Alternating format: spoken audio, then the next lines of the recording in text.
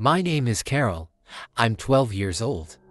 Everything started last summer when we moved into that old apartment building. My mom, dad, and I had just relocated to a neighborhood on the edge of Istanbul. The building was called Yükselen Apartments, but in my opinion, it should have been called Chills Down Your Spine Apartments. The building had 14 floors, but strangely, there was no 13th floor. On the elevator, the numbers jumped from 12 straight to 14. At first, I didn't think much of it, but then the neighbor kid, Beta, told me something weird. There is a 13th floor, but nobody goes there. The button is hidden. At exactly 12:13 a.m., the buttons change. I thought he was joking, but that night, I couldn't sleep. I set my alarm for 12:10 a.m. At 12:13, I crept out, grabbed my flashlight hidden behind the kitchen cabinet, and tiptoed into the elevator. And yes, the buttons really did shift. Where it usually said 14, there was now a faint blue lit 13. My heart thudding like crazy, I pressed it. The elevator shuddered. It didn't feel like we were going up or down, it felt like we were going somewhere else. When the doors opened, it wasn't a floor, it was another world. The hallways were pitch black, the walls cracked, the lights flickering. The silence was so deep it made my ears ring. And on the wall hung a giant painting with eyes, real eyes, watching me. Then I heard a voice, "So, you've arrived. We've waited 100 years. I spun around. No one was there.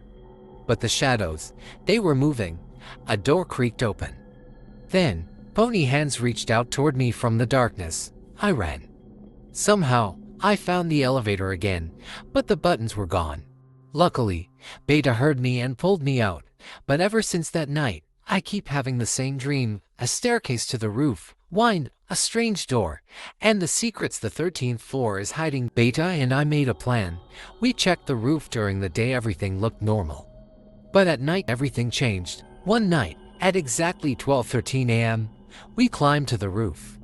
And there it was, a door standing right in the middle of the rooftop. On it, in old carved letters, were the words, "The one who opens this must be ready for the truth." "There is no turning back," Beta said. "Let's open it." I didn't want to. But he pushed the door open, and he got pulled in, right in front of my eyes. It was like a black whirlwind made of shadows swallowed him whole. I tried to scream, but no sound came out. I reached for him, but it was too late. Now I'm alone, and I know that every night, that door appears again. Beta calls to me from inside. But Beta is no longer Beta. His voice is deeper, distorted, and he keeps saying, "It's your turn, Carol. Open the door. The ending must be completed." My mom doesn't believe me. My dad has been acting strange lately. And tonight, at exactly 12:13 a.m., I'll go back to the roof, because I know this now. Once the 13th door opens, it never truly closes.